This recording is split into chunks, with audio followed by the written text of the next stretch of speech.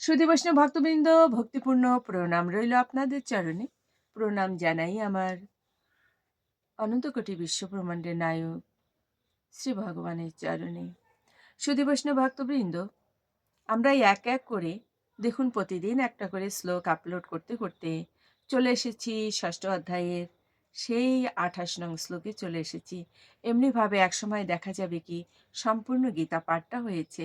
সুধী বৈষ্ণব ভক্তবৃন্দ, মানব জীবন লাভ করে অর্থাৎ মনুষ্য জন্মটা পেয়ে আমরা যদি শ্রীমদ্ ভগবদ গীতা এবং ভাগবত না পাঠ করি বা না শ্রবণ করি, আমাদের জন্মটাই বৃথা হয়ে যাবে।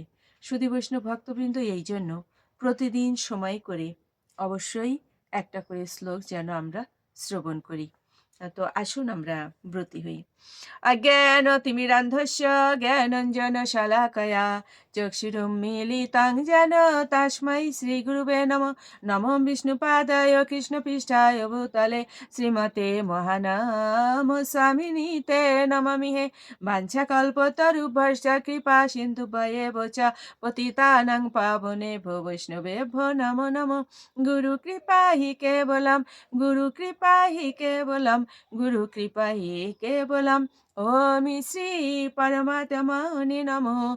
ओम श्रीमद्भगवते श्रीगीताय नमः।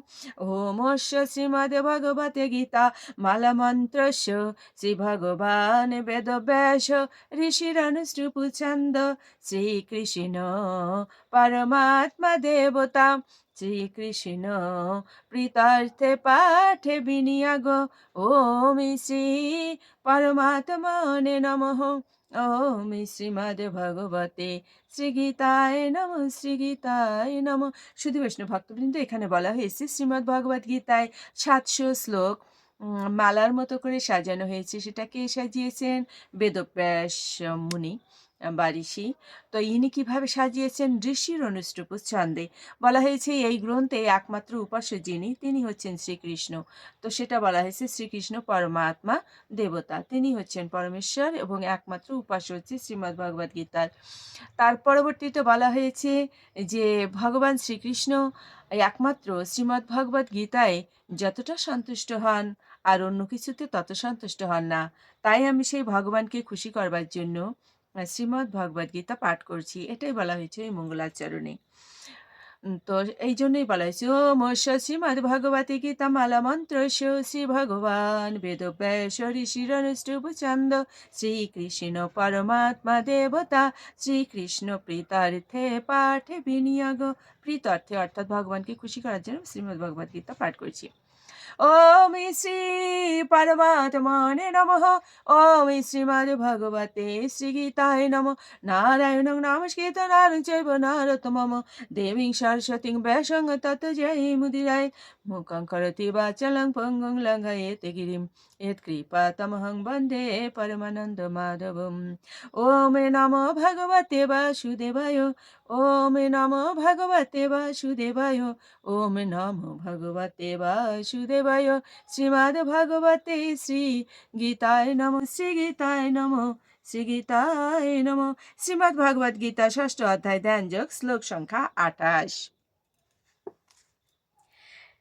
यञ्जन एवं सदा आत्मनं योगी विगत कल्मषः सुखेन ब्रह्म संस्पर्शम् অত্যন্তম সুখম অশ্নুতে।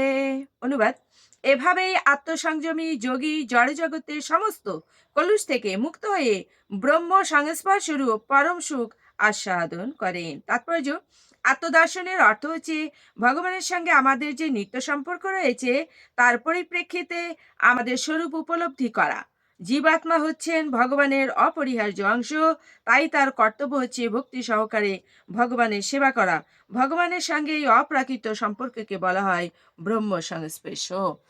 শুধু বৈষ্ণব ভক্তবৃন্দ, আসুন আমরা মাহাতো বলে বিশ্রামে চলে যাই। ওম শ্রী পরমাত্মনে নমঃ। ওম শ্রীমদ্ভগবতে শ্রীগীতায় নমঃ।